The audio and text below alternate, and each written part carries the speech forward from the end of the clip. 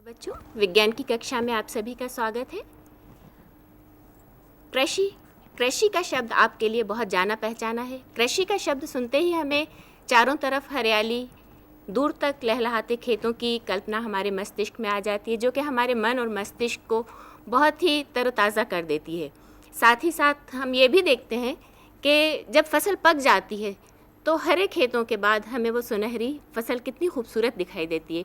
क्या कभी आपने सोचा है कि ये कृषि आज जिस स्तर पर हम पहुँचे हैं, इसका प्रारंभिक स्वरूप क्या था?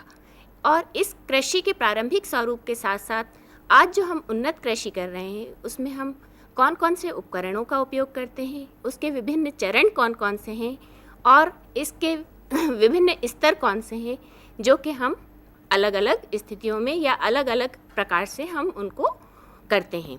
इन सभी के बारे में विस्तृत जानकारी आपको दे रही हैं मेरे साथी रत्ना वाधवानी मैडम। नमस्कार बच्चों, जैसा कि मैडम ने अभी आपको बताया, आज हम कृषि के बारे में चर्चा करेंगे कि कृषि का प्रारंभ कैसे हुआ और उसके कौन कौन से चरण हैं।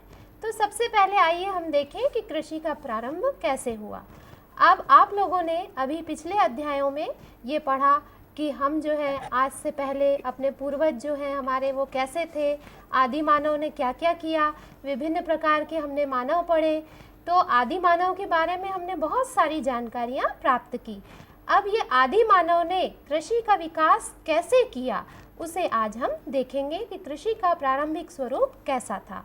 तो आज से 10,000 ईसा पूर्व मनुष्य ने कृषि का विकास किया। कृषि का विकास कैसे किया? आप सभी को मालूम है कि मनुष्य को जीवित रहने के लिए भोजन की आवश्यकता है। अब जब उसे भोजन की आवश्यकता पड़ी तो वह भोजन की आवश्यकता कैसे पूरी करे? तो सबसे पहले वह क्या करता था? भोजन के लिए जंतुओं पर निर्भर रहता था। जंतुओं पर निर्भर रहने के लिए उसे जंतुओं को मारना पड़ता था। जंतुओं को मारकर पहले वह उनका कच्चा मांस खाता था। देखिए कि ये मनुष्य जो है, आदि मानव, जो कि हमारे पूर्वज हैं, ये जंतुओं को मार रहे हैं। ये हाथी है, इसको मार रहा है। अब जब ये इनको मारता था और मारकर इनका मांस पकाकर खाता था, तो मारने के लिए इसे औजारों की आवश्यकता पड़ी, तो उसने औजार बनाए। ये देखिए, ये पूरे औजार उसने तैयार किए। इन औजारों से वह जानवरों का शिकार करता था। ये जानवर का शिकार कर रहा है। यहाँ पर देखिए, ये पत्थरों से जानवर का शिकार कर रहा है। तो पहले वह जंतुओं का शिकार करता था और उनका मांस कच्चा ही खा जाता था, परंतु बाद में फिर अग्नि का आविष्कार हुआ, आग का आविष्कार हुआ और वह इस मांस को पकाकर खाने लगा। देखिए, वह मांस को पकाकर खा रहा है।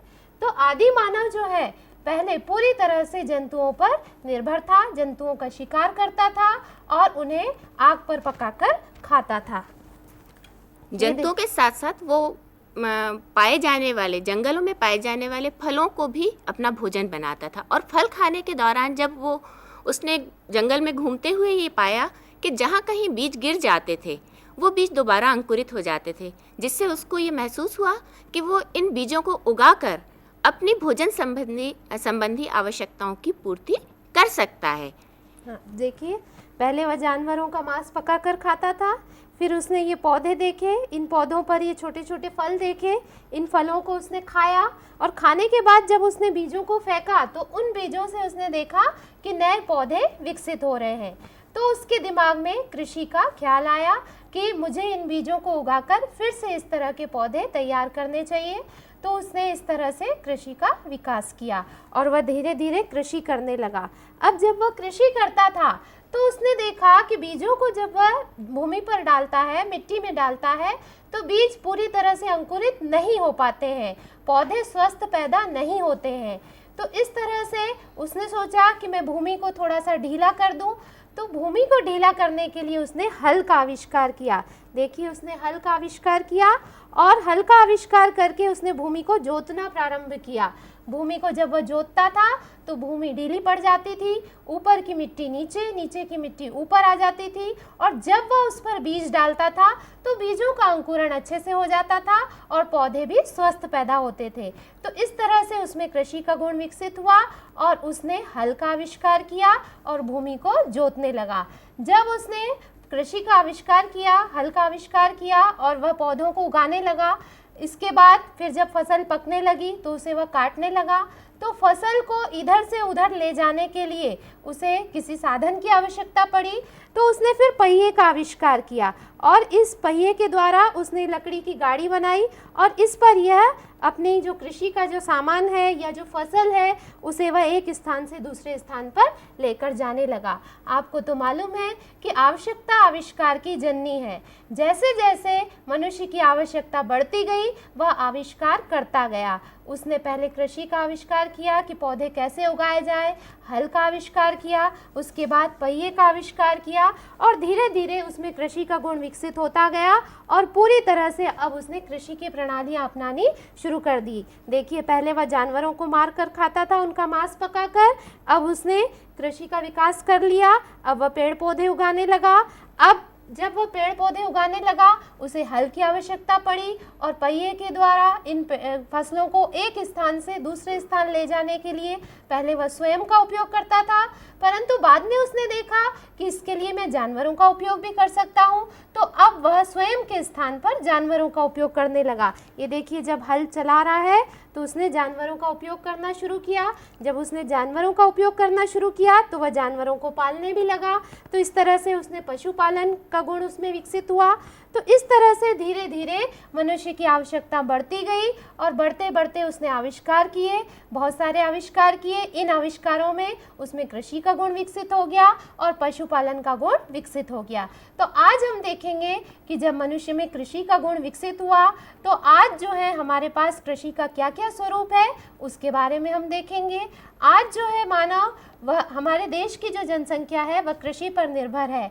हमारे देश की 70% जनसंख्या जो है वह कृषि कार्य में लगी हुई है और हमारे राष्ट्र को कृषि से 40% आय होती है। अर्थात हम यदि कृषि को और अधिक विकसित करें तो हम अपने राष्ट्र की आय को बढ़ा सकते हैं। तो कृषि के क्या क्या चरण हैं, अब हम इनकी जानकारी लेंगे। अर्थात कहने का तात्पर्य है कि मृदा की तैयारी से लेकर, यानी मिट्टी को या खेत को तैयार करने से लेकर फसल की कटाई तक जितनी भी प्रक्रियाएं हैं वो सभी हमारी कृषि के अंतर्गत आती हैं या हम उससे फसल प्राप्त कर सकते हैं। और फसल प्राप्त करने के बाद उनका भंडारण है या उनको भंडार गृह तक ले जाना, उनका सुरक्षित भंडारण करना और फिर उसको मंडियों में ले जाकर, वनोपज मंडियों में ले जाकर उसको बेचना, ये सभी कृषि के अंतर्गत आते हैं। कृषि प्रबंधन भी इसी के अंतर्गत आता है। तो ये जो अभिक्रियाएं हैं, ये जो हमारे विभिन्न चरण हैं, इनको हम दो हिस्सों में बांटते हैं। एक होता है प्री हार्वेस्टिंग अभिक्रियाएं और दूसरी होती हैं पोस्ट हार्वेस्टिंग अभिक्रियाएं। तो इनके बारे में विस्तृत जानकारी आप देखिए, कृषि के दो चरण हैं। एक है प्री हार्वेस्टिंग क्रियाएं। प्री हार्वेस्टिंग का अर्थ होता है फसल कटाई से पूर्व की क्रियाएं और दूसरा होता है पोस्ट हार्वेस्टिंग क्रियाएं, मतलब फसल कटाई के बाद की क्रियाएं। तो आज हम देखेंगे प्री हार्वेस्टिंग क्रियाएं, फसल कटाई से पहले की क्रियाएं। इनके कौन कौन से चरण हम देखेंगे, पहले हम उनको देख लेते हैं। आज सबसे पहले हम देखेंगे मृदा की तैयारी। मृदा की तैयारी कैसे की जाती है, उसके बाद हम देखेंगे बीज बोना, बीज कैसे बोया जाता है, बीज बोने से पहले क्या क्या सावधानियां रखनी चाहिए। उसके बाद हम देखेंगे खाद और उर्वरक का प्रयोग, कि खाद और उर्वरक का प्रयोग कैसे किया जाता है। उसके बाद हम देखेंगे खरपतवार नियंत्रण, खरपतवार जो उगाती है खेतों में उस पर कैसे नियंत्रण किया जाता है। उसके बाद सिंचाई और उसके बाद पौधों का रोगों से बचाव। ये सारी चीज़ें हम आज विस्तृत में देखेंगे। तो आइए सबसे पहले हम ये देखें कि कृषि के लिए कौन कौन से उपकरण उपयोग में लाए जाते हैं। पहले हम उन उपकरणों के नाम जान लेते हैं कि कृषि के लिए हम कौन कौन से उपकरण काम में लाते हैं। सबसे पहले हमने कहा कि मृदा की तैयारी। मृदा की तैयारी के लिए हमें कौन कौन से उपकरण चाहिए। तो मृदा की तैयारी में मृदा को जो है वो जोता जाता है। सबसे पहले मृदा को हम जोतते हैं ताकि भूमि जो है वो ढीली पड़ जाए, क्योंकि ढीली भूमि में बीजों का अंकुरण अच्छे से होता है और स्वस्थ पौधे पैदा होते हैं। तो जोतने के लिए हम हल का प्रयोग करते हैं। हल जो है लकड़ी और लोहे दोनों का हो सकता है। जब हम खेत को जोत लेते हैं उसके बाद हम उसे समतल करते हैं। समतल करने के लिए हम पटेला का प्रयोग करते हैं। ये लकड़ी का भी हो सकता है और लोहे का भी हो सकता है। उसके बाद हम भूमि की उर्वरा शक्ति को बढ़ाने के लिए खाद देते हैं। खाद हम कैसे दे सकते हैं, या तो हाथ से दे सकते हैं या बरमे द्वारा दे सकते हैं। तो इस तरह से तो हम कर लेते हैं मृदा की तैयारी। इसमें ये उपकरण काम में लाए जाते हैं। उसके बाद आती है बीज बोने की बारी। अब बीज जो बोया जाता है, या तो हल से बोया जाता है, या हाथ से बोया जाता है, या बैल या मशीन द्वारा नियंत्रित करके बरमे द्वारा बीज को बोया जाता है। अब बीज बोने के लिए भी हर एक फसल के लिए हम बीज बोने की विधि अलग अलग उपयोग में लाएंगे। गेहूं की फसल के लिए हम छिड़क कर या हाथ से बीज बो सकते हैं। यदि हमने वहां पर बीजों को बहुत अधिक गहराई में बो दिया तो क्या होगा कि गेहूं के स्वस्थ पौधे पैदा नहीं होंगे। गेहूं को ज़्यादा गहराई तक नहीं बोना चाहिए। तो हर एक बीज जो है वो अलग अलग तरीके से बोया जाता है। उसके बाद उर्वरक डाला जाता है, या तो हाथ से डाला जाता है या बरमे द्वारा। उसके बाद सिंचाई की जाती है कन्नी द्वारा या करसी द्वारा। ये सिंचाई के अन्य भी साधन हैं, जैसे गाँव में हम खेतों में कुएं बने होते हैं, कुएं से हम सिंचाई कर सकते हैं। यदि कुएं कभी सूख जाते हैं तो हम कुएं से नहर निकालते हैं और नहरों से सिंचाई करते हैं। जहाँ पर हम वर्षा का जल एकत्र कर सकते हैं, वहाँ पर वर्षा का जल एकत्र करके हम बांध द्वारा सिंचाई करते हैं, या हम खेतों में ट्यूबवेल द्वारा सिंचाई करते हैं। तो सिंचाई के भी कई साधन हैं। उसके बाद अब जब फसल उगती है तो फसल के साथ एक खरपतवार भी उगाती है। खरपतवार जो होते हैं वो ऐसे पौधे होते हैं जो हमारे काम के नहीं होते, पर फसल के साथ उगाते हैं और फसल को नुकसान पहुंचाते हैं। तो फसल को सुरक्षित रखने के लिए हमें खरपतवार को हटाना पड़ता है। तो खरपतवार को हटाने के लिए हम किसका प्रयोग करते हैं? खुरपा या पटेला का प्रयोग करते हैं। उसके बाद फसल संरक्षण, फसलों पर कभी कभी पौधों पर रोग हो जाते हैं, उन पर कीड़े लग जाते हैं। उन कीड़ों को हम कैसे दूर करेंगे? उनको दूर करने के लिए हस्तचालित स्प्रेयर, यांत्रिक स्प्रेयर या हवाई छिड़काव किया जाता है। जहाँ पर कृषि के लिए बहुत सारी भूमि है, बहुत सारी फसल है, ज़्यादा मात्रा में है, वहाँ पर हम हवाई छिड़काव करते हैं हेलीकॉप्टर से।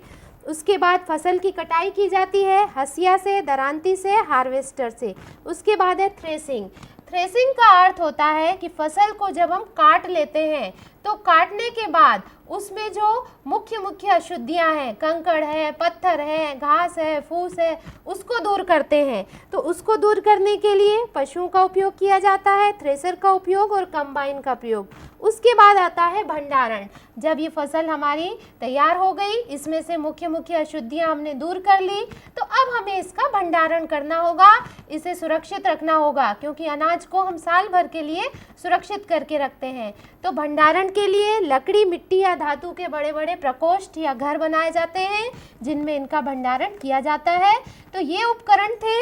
इन उपकरणों को आप देखिए चित्रों के माध्यम से, इनसे तो आप भली भांति परिचित होंगे।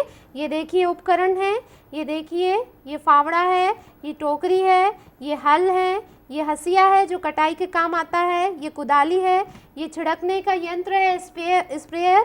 इससे जो होता है फसल पर जब रोग हो जाते हैं तो कीटनाशक का छिड़काव किया जाता है। ये विभिन्न प्रकार के हल हैं। तो ये तो हमने जाना उपकरणों के बारे में। अब हम प्री हार्वेस्टिंग क्रियाओं को शुरू से देखते हैं।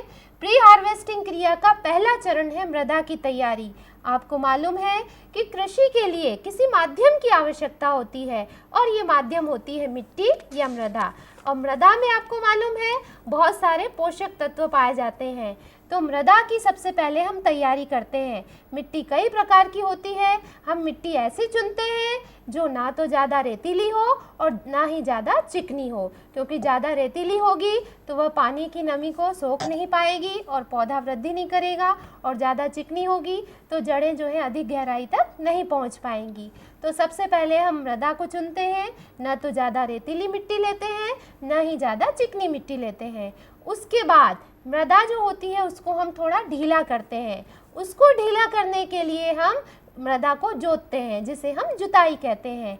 जुताई जो है हम दो प्रकार से कर सकते हैं। या तो हम हल द्वारा, बैलों का यहाँ पर हम उपयोग करते हैं और हल द्वारा खेत को जोतते हैं, या फिर हम ट्रैक्टर द्वारा खेतों को जोतते हैं। इस तरह से हम मृदा को जोतते हैं, जिससे मृदा जो है वो ढीली पड़ जाती है, और ढीली मृदा में बीजों का अंकुरण बहुत ही अच्छे से होता है और स्वस्थ बीज पैदा होते हैं। बच्चों, इस प्रकार हमने जाना कि मृदा की तैयारी या खेत को तैयार करने के लिए जब वहाँ कोई कृषक कृषि करने जा रहा है तो उसको उस स्थान की जलवायु का ज्ञान होना चाहिए, उस मिट्टी के बारे में उसको विस्तृत जानकारी होना चाहिए और उसी के आधार पर जिस प्रकार की मिट्टी उसको वहाँ पर उपलब्ध है उसी के आधार पर वहाँ पर फसल का चुनाव होना चाहिए, क्योंकि हर जगह हर प्रकार की फसल अच्छी तरह से नहीं हो सकती है। साथ ही आपने ये भी जाना और आप जानते होंगे इसको भली प्रकार कि मिट्टी या मृदा पौधों को पोषक तत्व प्रदान करती है। साथ ही उसको जब ढीली किया जाता है, जुताई की जाती है, तो इसलिए की जाती है कि वो वायु ठीक प्रकार से या ऑक्सीजन जो है वो ठीक प्रकार से पौधे ग्रहण कर सकें और पौधों की जड़ों की वृद्धि और ठीक प्रकार से हो सके और साथ ही पौधा भी ठीक प्रकार से वृद्धि कर सके, क्योंकि अधिकांश पोषक तत्व जो कि पौधों को चाहिए होते हैं वो मृदा से ही प्राप्त करते हैं। केवल उसमें ऑक्सीजन की कुछ मात्रा वायु से प्राप्त करते हैं और कार्बन की कुछ मात्रा वायुमंडल में उपस्थित कार्बन डाइऑक्साइड से प्राप्त करते हैं। तो आइए हम कृषि का अगला चरण देखते हैं जो है पौधों के विकास के लिए आवश्यक पोषक तत्व कौन कौन से होते हैं। पौधों के विकास के लिए 16 पोषक तत्वों की आवश्यकता होती है।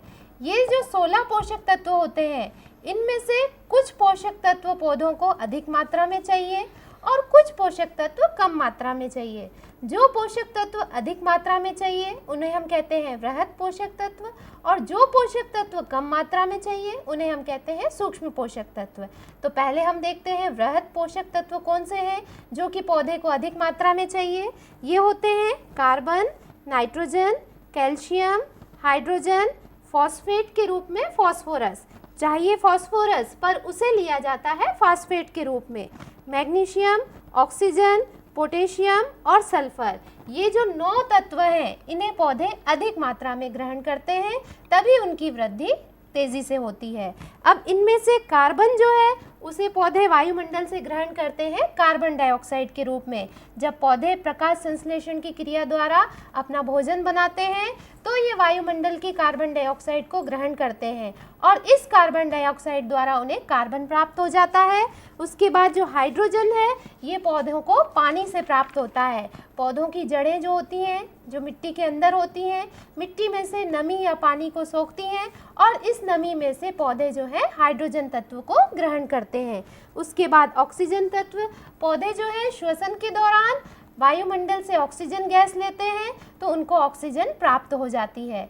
इसके अलावा जो ये तत्व हैं नाइट्रोजन, कैल्शियम, फॉस्फोरस के रूप में फॉस्फेट, मैग्नीशियम, पोटेशियम, सल्फर, ये पृथ्वी के अंदर पाए जाते हैं। मृदा के अंदर इनके बहुत से भंडार रहते हैं, परंतु जब हम मिट्टी का प्रयोग बार बार करते हैं फसलें उगाने में तो धीरे धीरे ये भंडार कम होता जाता है और इनकी पूर्ति फिर हम करते हैं खाद या उर्वरक के रूप में, जो कि हम पौधों के ऊपर ये मिट्टी के अंदर डालते हैं, खाद या उर्वरक। इसके बाद हम देखते हैं सूक्ष्म पोषक तत्व। ये है लोहा, जिंक, क्लोरीन, मैग्नीज, बोरान, तांबा और मोलिब्डेनम।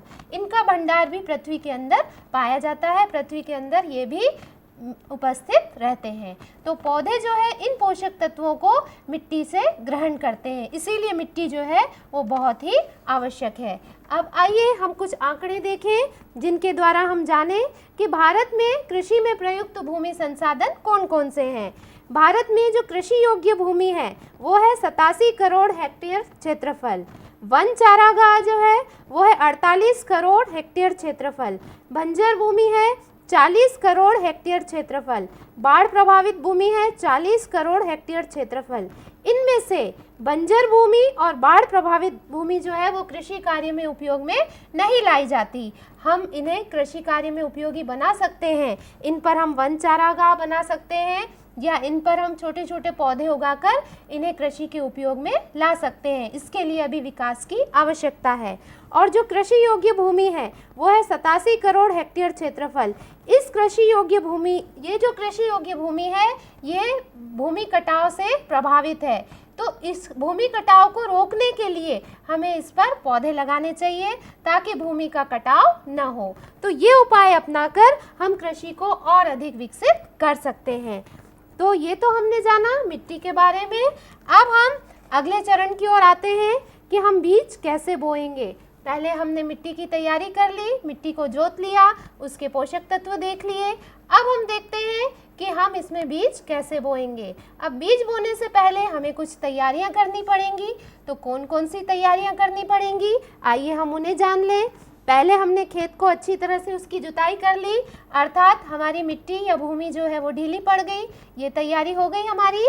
इसके बाद भूमि में हम पानी का समुचित प्रबंध करेंगे, मतलब हम सिंचाई की उचित व्यवस्था करेंगे कि भूमि को पानी मिलता रहे, क्योंकि अगर पौधों को पानी नहीं मिलेगा तो पौधों में वृद्धि नहीं होगी और वो सड़ जाएंगे और अंत में मर जाएंगे। अच्छा, पानी का जब हम समुचित प्रबंध करेंगे तो हम ये देखेंगे कि पानी न तो पौधों को ज़्यादा मात्रा में मिले और न ही कम मात्रा में मिले। जिस फसल के लिए जितना पानी उपयुक्त है उसे उतना ही पानी मिले। जैसे धान की खेती खड़े पानी में की जाती है, उसे बहुत अधिक पानी की आवश्यकता है, तो वहाँ पर हम पानी ज़्यादा देंगे। और गेहूं की फसल के लिए कम पानी की आवश्यकता है तो उसे हम कम पानी देंगे। और गेहूं की फसल जब तैयार हो जाएगी तो फिर उस पर हम पानी का छिड़काव या अधिक सिंचाई नहीं करेंगे, नहीं तो पकी हुई फसल खराब हो जाएगी। तो पानी का भी हम समुचित प्रबंध करेंगे। उसके बाद बीज को बोने से पहले उसे कवकनाशियों और पीड़कनाशियों से उपचारित करना चाहिए। हम बीजों की छटाई करेंगे। यदि बीज कहीं से कटे हों तो उन्हें निकाल कर फेंक देंगे और बीजों को उबालेंगे कवकनाशी और पीड़कनाशियों के साथ, ताकि उन पर कवक और पीड़क या कीट जो है वो न लगें। इसके बाद हम बुआई से पहले खेत के खरपतवारों को नष्ट कर देंगे। खरपतवारों को नष्ट करने के लिए जब हम उस पर हल चलाएंगे, जुताई करेंगे, तो खरपतवार नष्ट हो जाएंगे। एक तो ये विधि अपना सकते हैं। दूसरी विधि हम क्या अपना सकते हैं, कभी कभी क्या होता है, जुताई के समय तो खरपतवार नष्ट हो जाते हैं, परंतु फसल के साथ फिर उगाते हैं, तो वहाँ पर हम स्प्रेयर के द्वारा खरपतवार नाशक का उपयोग करेंगे, छिड़काव करेंगे, ताकि खरपतवार नष्ट हो जाए। जब हम ये छिड़काव करेंगे कीटनाशक का, खरपतवार नाशक का, तो वहाँ पर खरपतवार नष्ट हो जाएंगे और फसल को कोई नुकसान नहीं पहुँचेगा। इसके बाद हम बीजों की उन्नत प्रजाति का उपयोग करेंगे। हम ऐसी प्रजाति का उपयोग करेंगे जिससे हमें उन्नत बीजों से उन्नत पौधे पैदा हों, स्वस्थ पौधे पैदा हों। यदि इस बीज में कोई पौधा जो है वो स्वस्थ नहीं रहता तो उसे हम निकाल कर फेंक देंगे, नहीं तो बाकी के पौधे भी प्रभावित होंगे। मृदा को हमने ठीक प्रकार से तैयार कर लिया। मृदा न तो अधिक सूखी है और न अधिक गीली है। उच्च गुणों वाले बीजों और स्वस्थ पौधों का उपयोग किया। कभी कभी हम क्या करते हैं, बीजों के स्थान पर पौधों का रोपण करते हैं। पहले हम उनकी पौध तैयार करते हैं, जैसे टमाटर और मिर्च की खेती में किया जाता है। टमाटर और मिर्च की पहले पौध तैयार कर ली जाती है और फिर उन पौधों को खेतों में लगाया जाता है। बुआई के लिए हम सर्वोत्तम समय का चयन करेंगे। समय ऐसा रखेंगे जिस समय में जो फसल बोई जाती है हम उस समय में वही फसल बोएंगे। बुआई के समय बीजों के बीच उचित दूरी रखेंगे। ऐसा नहीं कि हमने सारे बीज एक स्थान पर डाल दिए। एक स्थान पर जब हमने सारे बीज डाल देंगे तो क्या होगा कि सब बीज एक साथ वहाँ से पौधे निकलेंगे। अब ये पौधे मिट्टी से पोषक तत्व खींचेंगे। जिन पौधों को पोषक तत्व मिलेंगे, पानी मिलेगा, वे तो वृद्धि करेंगे, और जिन्हें ये नहीं मिलेगा वे वृद्धि नहीं कर पाएंगे। जैसा कि आप पहले भी पढ़ चुके हो जीवन संघर्ष के बारे में, कि जब जीवन संघर्ष होता है तो जो अपने को वातावरण के अनुकूल बना लेता है वह तो जीवित रहता है, और जो वातावरण को अनुकूल नहीं बनाता उसकी मृत्यु हो जाती है। तो हम पौधों के बीच में उचित दूरी बनाएंगे ताकि सभी को पोषक तत्व समान मात्रा में मिले। उसके बाद पोषक तत्वों की उपयुक्त उपलब्धता करेंगे। पोषक तत्व, यदि मिट्टी में हम बार बार फसल उगा रहे हैं तो पोषक तत्वों के भंडार धीरे धीरे कम होते जाएंगे। जब पोषक तत्वों के भंडार कम होते जाएंगे तो हमें ऊपर से पोषक तत्व देने पड़ेंगे, क्योंकि पोषक तत्व नहीं होंगे तो स्वस्थ पौधों की वृद्धि नहीं होगी। तो पोषक तत्वों के लिए हम इन्हें खाद या उर्वरक के रूप में मिट्टी को पोषक तत्व देंगे। बच्चों, इस प्रकार हमने जाना कि बीज बोने से पहले हमें कौन कौन सी सावधानियां रखनी चाहिए। बीजों के बीच उचित दूरी होना चाहिए। अगर हम बीज को छितरा कर बो रहे हैं तो सीधे उगाए जा सकते हैं, जबकि कुछ फसलों के बारे में आप जानते होंगे, जैसे धान की खेती वगैरह के दौरान आपको मालूम होगा कि वो खड़े पानी में बोई जाती है और उनकी रोप तैयार करके और फिर उनको रोपित किया जाता है। और इसी तरह हम ये भी जान चुके हैं कि विभिन्न प्रकार के बीजों को उगने के लिए अलग अलग गहराई की आवश्यकता होती है। कुछ बीज कम गहराई में बोए जाते हैं और कुछ बीज जो हैं वो ज़्यादा गहराई में बोए जाते हैं। तो ये चीज़ हम बीज के अनुसार, उसकी आवश्यकता के अनुसार उसकी गहराई का भी चयन करते हैं। अन्य भी आपने सावधानियां देखी। अब इसके बाद हम देखेंगे, जैसे हमने बात की कि पोषक तत्वों की आवश्यकता होती है, तो यदि हम किसी खेत में या मृदा में लगातार फसल उगाते जाते हैं तो हर फसल को कुछ पोषक तत्वों की आवश्यकता होती है, और अगर हम एक ही प्रकार की फसल उगाते रहते हैं तो उसमें कुछ विशेष पोषक तत्वों की कमी हो जाती है। तो जितने भी प्रकार के पोषक तत्वों की कमी होती है, उन पोषक तत्वों की पूर्ति हम कृत्रिम रूप से भी कर सकते हैं। ये कृत्रिम रूप से हम या तो खाद उसमें देते हैं या फिर उर्वरकों का उपयोग करते हैं। तो आइए हम इस बात की विस्तार से चर्चा करते हैं कि हम खाद का उपयोग किस प्रकार करें। आइए अब हम जानते हैं कि खाद क्या है। अभी तो हमने ये जाना कि मिट्टी या मृदा जो है वो पोषक तत्वों का भंडार है। मिट्टी के अंदर बहुत सारे पोषक तत्व हैं। पहले प्राचीन काल में क्या होता था, जब एक फसल उगाई जाती थी उसके बाद मिट्टी को थोड़े दिनों के लिए छोड़ दिया जाता था। जब मिट्टी को हम छोड़ देते थे तो मिट्टी के अंदर जो जानवर और पौधों के मृत शरीर हैं वो दब जाते थे और जीवाणुओं द्वारा उनका अपघटन हो जाता था, और उस अपघटन के पश्चात पोषक तत्व फिर से मिट्टी को प्राप्त हो जाते थे। परंतु आजकल आपको मालूम है कि जनसंख्या में इतनी वृद्धि होती जा रही है कि हम मिट्टी को छोड़ नहीं सकते। एक फसल उगाई और तुरंत बाद हम दूसरी फसल उगाते हैं। तो इस तरह से बार बार जब हम फसलें उगाते हैं तो मिट्टी के अंदर पोषक तत्वों की निरंतर कमी होती जाती है, क्योंकि पोषक तत्वों का जो भंडार है, बार बार जब हम उसका उपयोग करेंगे तो धीरे धीरे उसमें कमी तो आएगी ही। जब इस भंडार में कमी आएगी तो इस कमी को हम कैसे पूरा करेंगे? इस कमी को पूरा करने के लिए हम मिट्टी में डालते हैं खाद। अब ये जो खाद होती है ये दो प्रकार की होती है। एक होती है देशी खाद और दूसरी होती है रासायनिक खाद। देशी खाद जो है वो पौधों और पशुओं के अवशेषों से तैयार की जाती है, जैसा कि आप जानते हो गोबर की खाद। परंतु यह देशी खाद भी तीन प्रकार की है। एक है मवेशियों की खाद। मवेशी जो होते हैं वे जो मलमूत्र करते हैं उन्हें हम गड्ढों में इकट्ठा कर लेते हैं और उसे फिर मिट्टी के द्वारा दबा देते हैं, तो 1-2 महीने में जो खाद तैयार हो जाती है उसे हम मवेशी की खाद कहते हैं। इससे आप भली भांति परिचित होंगे। दूसरी होगी हरी खाद। हरी खाद क्या होती है? जब हम एक फसल उगाते हैं और उसके बाद हम दूसरी फसल उगाना चाहते हैं, जैसे हम अनाज की 2 फसलें उगा रहे हैं। पहले हमने गेहूं की एक फसल उगाई, अब हम चाह रहे हैं कि बाजरा या जौ की फसल फिर से हम उगाएं। जब हमने गेहूं की फसल उगाई तो उसमें कुछ पोषक तत्व जो हैं वो गेहूं की फसल ने ले लिए, तो मिट्टी में से पोषक तत्वों की कमी हो गई। अब जब हम अनाज की दूसरी फसल उगाना चाहें तो इसके बीच में हम एक फसल फलीदार पौधों की लगा सकते हैं। फलीदार पौधे जैसे मूंगफली के पौधे, मटर के पौधे, सेम के पौधे, मूंग के पौधे या दालों के पौधे। इन पौधों की विशेषता क्या होती है कि इन पौधों की जड़ों में एक विशेष प्रकार का जीवाणु पाया जाता है जिसे कहते हैं राइजोबियम। ये राइजोबियम क्या करता है? वायुमंडल की नाइट्रोजन को सीधे ही अवशोषित कर लेता है और अवशोषित करके उसे पौधों को प्रदान करता है। तो जब अनाज की फसल उगाई जाती है तो पौधों में से नाइट्रोजन पोषक तत्व की कमी हो जाती है। तो हमने एक अनाज की फसल प्राप्त कर ली, उसके बाद हमने मिट्टी में दूसरी फसल अनाज की उगाने से पहले क्या किया? उसमें दाल या तिलहन या फलीदार कोई फसल उगाई, जैसे हमने सेम की फसल उगा दी। फसल उगाने के बाद जब उसकी जड़ों में जीवाणु आ गए, राइजोबियम जीवाणु, और उन्होंने नाइट्रोजन को स्थिरीकरण कर लिया, उसके बाद उस खड़ी फसल को वैसे ही जोत लिया जाता है। जब हम खड़ी फसल को जोत लेते हैं तो वो सारे जीवाणु जिनके अंदर नाइट्रोजन थी वो मिट्टी में मिल जाते हैं और मिट्टी में जो नाइट्रोजन की कमी हो गई थी वो कमी अब पूरी हो जाती है।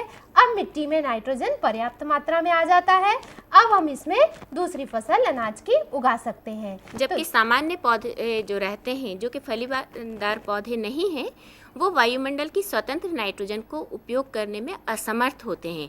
इसी कारण जो फलीदार पौधों की जड़ों में राइजोबियम बैक्टीरिया पाए जाते हैं, उनमें ये विशेषता होती है कि वो वायुमंडल की स्वतंत्र नाइट्रोजन को सोख लेते हैं और ये स्वतंत्र नाइट्रोजन फिर मिट्टी में मिल जाती है, जो कि एक तरह से उर्वरक का कार्य करती है। पौधों अन्य जो फसल बाद में उगाई जाएगी उसके लिए वो उर्वरक के तौर पर इस्तेमाल हो सकती है। इसे कहते हैं हरी खाद।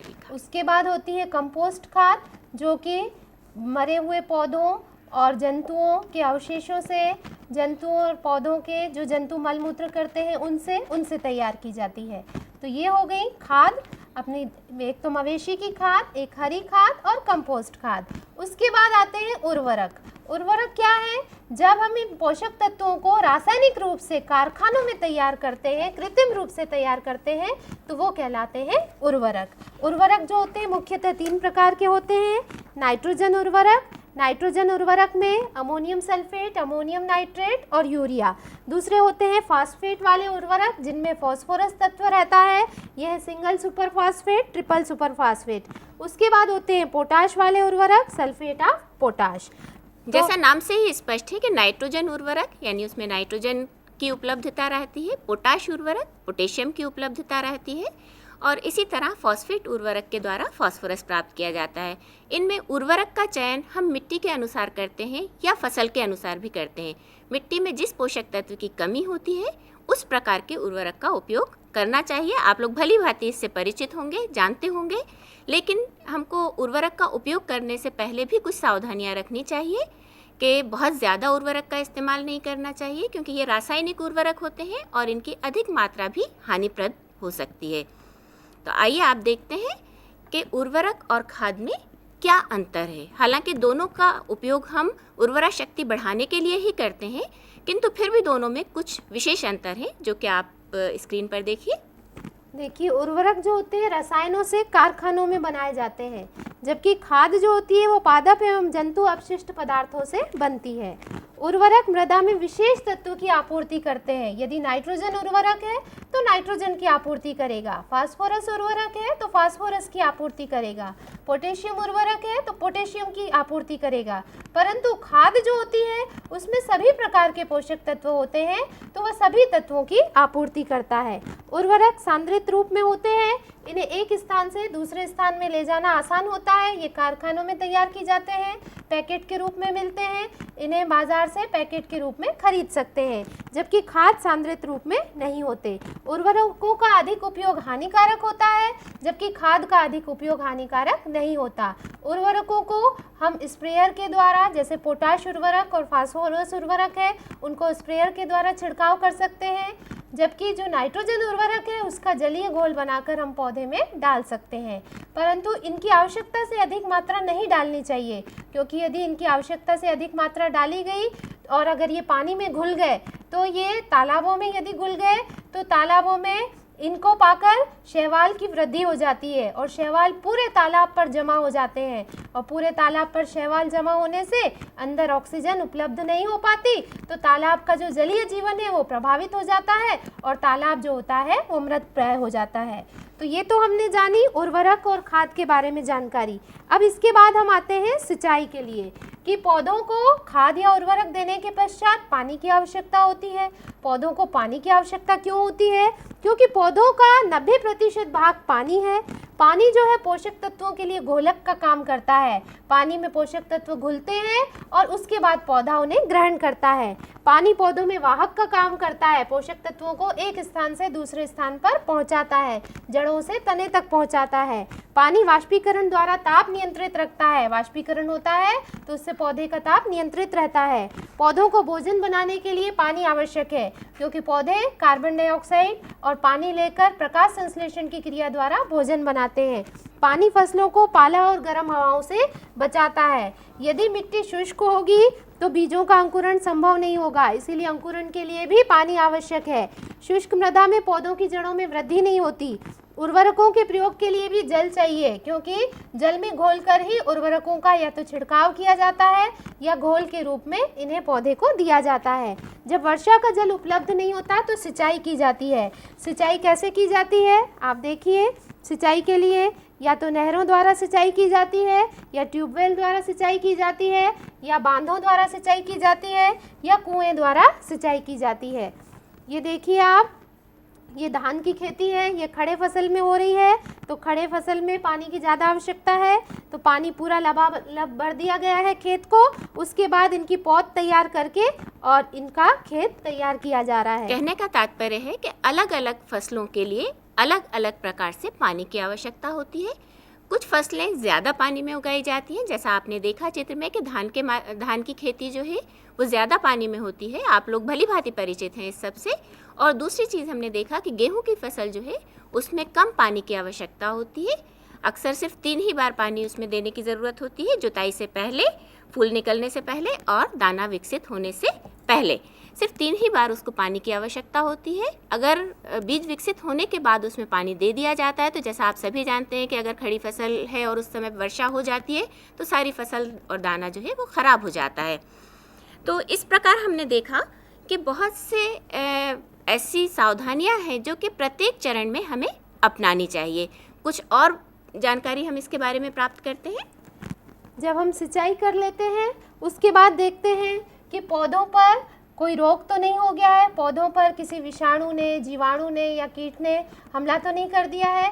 यदि पौधों पर रोग हो गए हों तो उन पौधों को रोग से बचाने के लिए हम स्प्रेयर का उपयोग करते हैं और स्प्रेयर से पौधों पर कीटनाशक का छिड़काव करते हैं ताकि वे दूर हो जाएं। और यदि पौधों के साथ साथ खरपतवार उगाए हों तो उन्हें हम हाथ से निकाल सकते हैं या हम खरपतवार नियंत्रक के द्वारा उन्हें छिड़काव करके निकाल सकते हैं। खरपतवार नियंत्रक जो घोल होते हैं वे सिर्फ खरपतवार को नष्ट करते हैं, खड़ी फसल को वो हानि नहीं पहुंचाते। जब ये छिड़काव कर लेते हैं उसके बाद हम फसल की कटाई करते हैं। फसल की कटाई करके उसे भंडार करते हैं और भंडार गृह ऐसा होना चाहिए जिसमें समुचित व्यवस्था हो कि हम पौधे की जो फसल है, जो अन्न है, उनको हम अच्छे से भंडारित कर सकें। अब ये खरपतवार क्या है इसके बारे में हम विस्तृत जानकारी देखेंगे। फसल के साथ जो अवांछित पौधे उगते हैं उन्हें हम खरपतवार कहते हैं, जिनकी की हमें आवश्यकता नहीं होती और ये हमारी फसल को नुकसान पहुंचाते हैं।